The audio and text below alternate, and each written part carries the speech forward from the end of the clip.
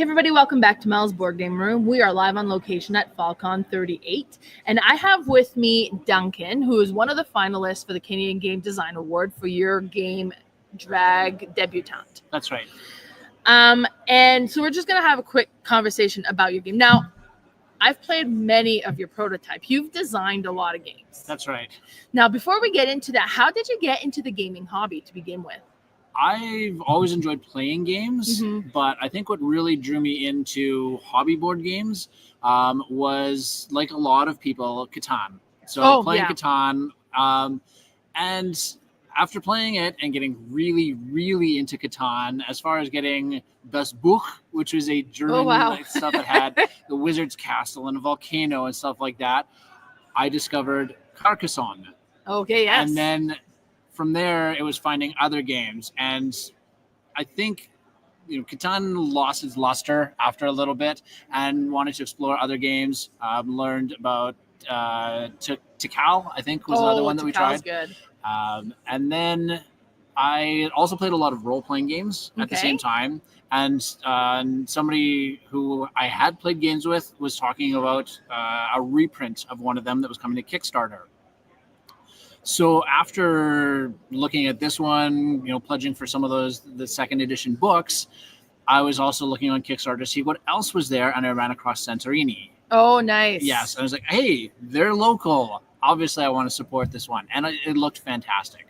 So that really, the Santorini launch party was something I was invited to. Got to meet Paul Saxberg, got to meet Dr. Hamilton. Nice. And got to play a whole lot of other board games. And that was really when I got deep into wanting to play games. Nice. That's great. So how did that go from wanting to play to wanting to design a game? It was actually at the same Santorini launch party. Yeah. I had been talking with some of the people that were there, and Gavin Brown of Roxley fame invited me to come over and test a game.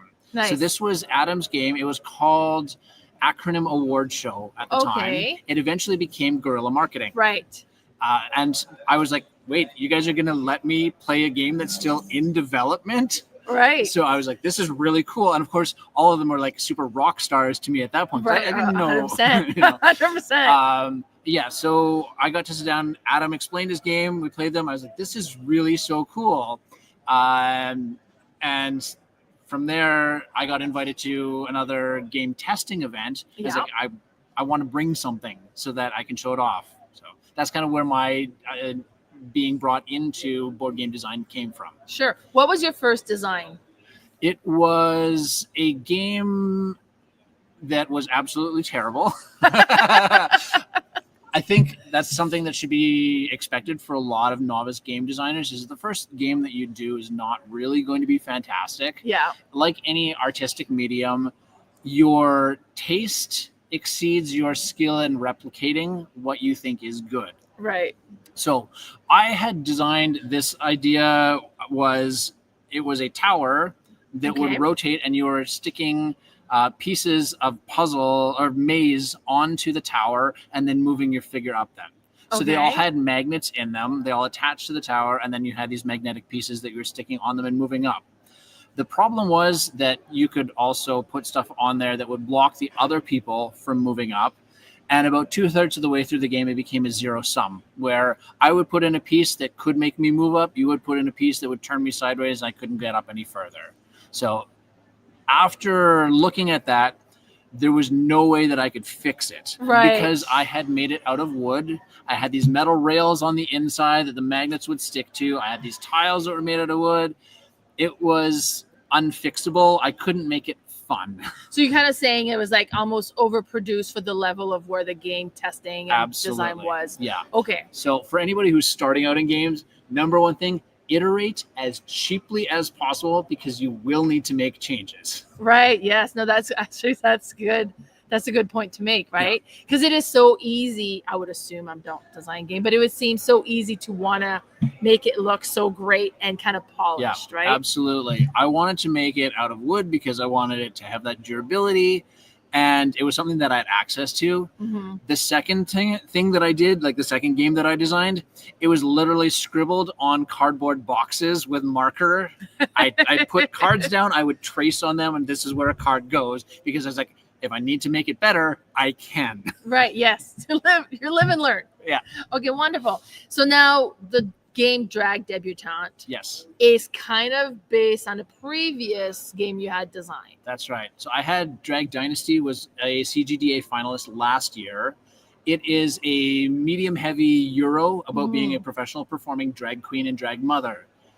It is a decent game. I enjoy it, but it is also at a level of complexity that publishers were telling me is beyond what people who are fans of drag would be interested in. I was designing it for people who are fans of heavy Euros to be interested in. So you're kind of making your market quite a small niche market. That's now. right. Okay. Yeah. So I wanted to distill out some of the ideas from there into other games that were going to be simpler and more approachable, so I could have this scaffolding where I know how this game works and it's simple.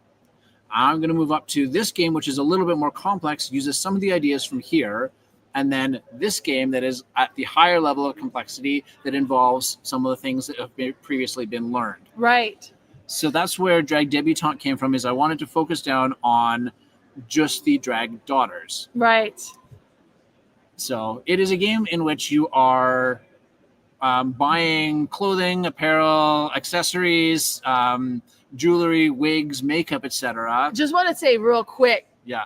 My favorite part of the game, because all of these are clear cards that slides into, and it's like almost like a paper doll. You're putting the clothes. That's where the inspiration came from. It's so that was I had one because I played the prototype. Yeah. And I had tiny hands. It was so exciting. Yeah. I that aspect was my favorite part. And then for a prototype, and you can tell definitely it looked like a prototype, but it looked good. It's a good looking prototype. Yeah. So in it, there's all the cards that will line up, and it's drawing in 4 different types of drag aesthetics. So very clearly, there are way more than 4 different kinds of drag queens, but this is looking at camp, which is classic drag, comedy, which is, again, tiny hands, you know, a boa constrictor necklace, things like that. It's bringing in pageant queens. And then the last one is camp, comedy, pageant, and couture. So queens that are focused on having really eleganza kind of looks. Right. Very cool. Now, where does the theme come from? What made you want to do a drag theme game? My family is very friendly towards drag. So my partner does work with amped accessories, and they do jewelry for drag queens. My partner's been a fan of drag since RuPaul's Drag Race season 1. So they're now at season 16, 17, something like that. Wow. So we watch a lot of drag in my household, but the format for the show RuPaul's Drag Race involves a lot of the contestants being unexpectedly asked to do different things. So there's not a lot of chance for them to prepare for things. They may wind up doing an improv scene. They may wind up having to design clothing out of recycled materials. They don't know what the next thing that they're going to be doing is, and that's not great for a board game. In board games, it's great to have some sort of predictability. So I wanted to design games that represent what it is to be a drag queen, just not a drag queen on RuPaul's Drag Race. Right. Okay, wonderful. Yeah. Okay, perfect. Now, how was the process of entering the Canadian Game Design Award? Like you're saying, this was your second time entering? I've entered 4 or 5 times. This is the second time that I've been a finalist. Okay, yeah. So in order to enter, the Canadian Game Design Award team sets out what the criteria are going to be, when the deadlines are and all that kind of stuff, everything that you're required to do. But essentially, you need to have a 5-minute pitch video. It is designed to cover the overview of the game, but not really get into the nitty gritty of the Right. rules. You're not teaching the rules. You're giving them a sense of how the game plays. Okay. More importantly, though, I think is a part of the video, you need to explain what makes your game unique and why it should be published. Okay. From my perspective, there aren't a lot of games that are going to celebrate and elevate people that are doing this art style. Mm-hmm. And so I wanted to make sure that the games that I was doing would bring up the artists in a way that is respective of the hard work that they put in to living out the lifestyle and the artistry, really, that goes into their looks, the way they perform, all that kind of stuff. Great. So if somebody is looking at designing a game, Yeah, or entering into the Canadian Game Design Award, do you have any tips or anything you would recommend? I think it doesn't need to be a perfect polished game. Right. What it does need to have is a clear, cohesive rule set. Mm-hmm. It needs to play well. So you need to have tested it with other people. Mm-hmm. And it's probably better to have tested it both with people that are just interested in board games, as well as people that are designers as well, because you'll get different perspectives on what makes the game work well from each of those. Right. And so you need to know that your game can be played from the rule book without you being there to teach it. Right. And I would say it needs to have that unique selling proposition. Something that's going to make it stand out and be unique. Okay. If you've got any of your game designs that you feel meet those criteria, then you prepare your pitch video, you prepare your rule book, and you prepare a one-page sell sheet, which is a summary of the best parts of your game and a general overview of how it works. Perfect. Now, we mentioned you've designed a lot of games. I have That's right. played a lot of your prototype. Yeah. My favorite prototype that I have played from you is still your version of Bah Humbug. Now, and we have it here. So Bah Humbug just hit retail, I guess. It or did, it was yeah. just distributed recently. So I got my copy. Now you did, because with Bah Humbugs, it's like the 12 games of Christmas. That's right. So you designed one other version for this game. That's right. Now, what's really interesting, because I remember it wasn't even you who showed me. You showed our friend Michael. That's he right. came over to my house. He's like, Melanie, I got to show you Duncan's game.